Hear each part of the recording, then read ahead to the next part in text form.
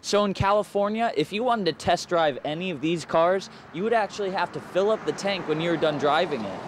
Basically, this bipartisan group wants to make sure our community still has funds for education and things like fire trucks. With the release of about 500 illegal immigrants this weekend, the Hispanic community in Phoenix is celebrating a long-awaited win. However, lawmakers like Paul Babu are saying this is insane. These are criminals that should be detained. The Canyon Suites at the Phoenician isn't your average pet-friendly resort.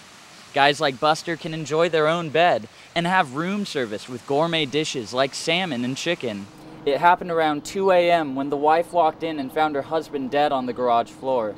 Police are still searching for a suspect, though investigators say they do have a person of interest. The Breezing prototype is about $250, and the card readers are about $3 to $5. They're hoping to get the price down.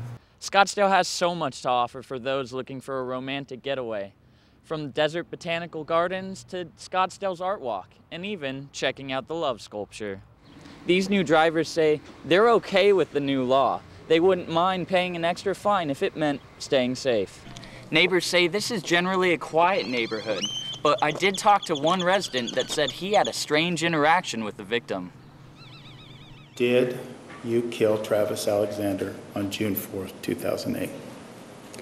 Yes, I did. We are fascinated by murder. On the 5th floor of this courthouse, Jodi Arias is being tried for the brutal stabbing and shooting murder of her ex-boyfriend, Travis Alexander.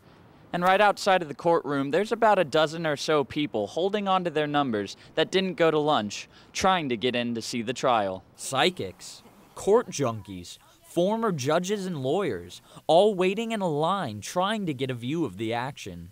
Well, people wait in line to get into sports events and rock concerts. Trial watchers from around the nation are flocking to the Valley just for an up-close look at Jodi Arias.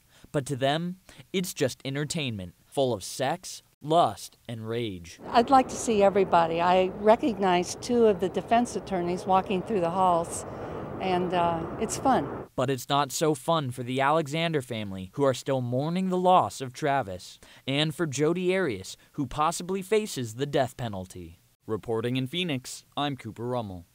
We're here at this peaceful demonstration today to protect our constitutional rights. Guns, guts, and God. That's one of the many signs that these protesters are holding outside the Arizona state capitol. They're calling any gun control legislation citizen disarmament. And once you disarm the citizens, then they're subject to democide eventually. Armed protesters are standing in solidarity, showing complete disdain towards President Obama's 27 executive actions aimed at reducing gun violence. You start with a little bit of gun control, and then you add a little bit more, and then you add a little bit more, and finally you're where the number of gun owners has been degraded. The assault weapons ban, background checks, gun registration, they're against every bit of it. That's infringing. There's no paranoia about infringing. Infringing is very specific. They say guns are not the cause of mass murders. They need to check into the mental health system, not law-abiding citizens. We're not the ones breaking the law. So, in the name of liberty, these protesters will continue to say, "Don't tread on me." Reporting in Phoenix, I'm Cooper Rummell.